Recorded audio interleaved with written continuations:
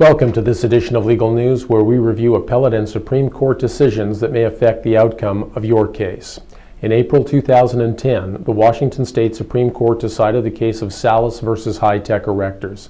In Salas, the court decided whether introducing evidence of a claimant's unlawful immigration status was appropriate in an injury claim. Mr. Salas was in the U.S. illegally from Mexico when he was injured in a fall accident. Because of his significant injuries, Mr. Salas made a claim for future lost wages based on the amount he was making at the time he was injured. The defendant and the insurance companies involved argued that Mr. Salas had no right to claim future lost wages, at least not in U.S. currency, because he was in the U.S. illegally. Alex Salas entered the U.S. from Mexico in 1989 and applied for citizenship. His application was never processed. He lived and worked in the Seattle area since 1990 and paid taxes. He married stateside and had 3 U.S.-born children. At the time of the accident, Mr. Salas was employed by Charter Construction. Charter hired Tech Erectors to erect scaffolding at a condominium site. On the site, Mr. Salas had to climb a ladder on scaffolding to reach windows. It was a wet day.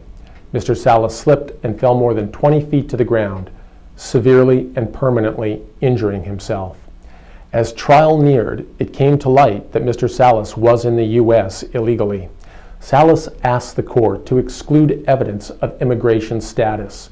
The trial court ruled that if Mr. Salas sought future lost income, then his immigration status could be admitted because it might help the jury determine whether to calculate his future income in U.S. dollars or Mexican pesos.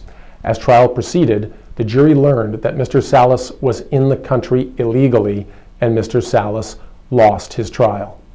Salas appealed, and eventually the issue of whether it was appropriate to introduce his immigration status was decided by the Supreme Court.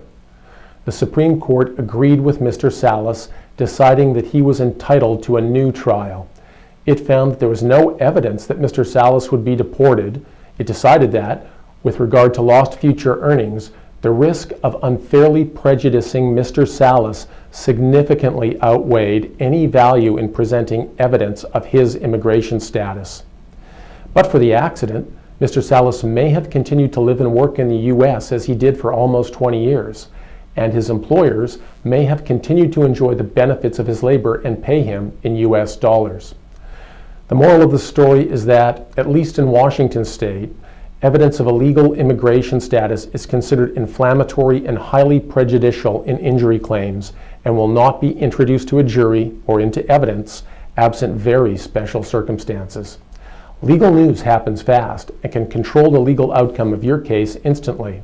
Feel free to check back here for future editions of Legal News. I'm Raymond Bishop for bishoplegal.com.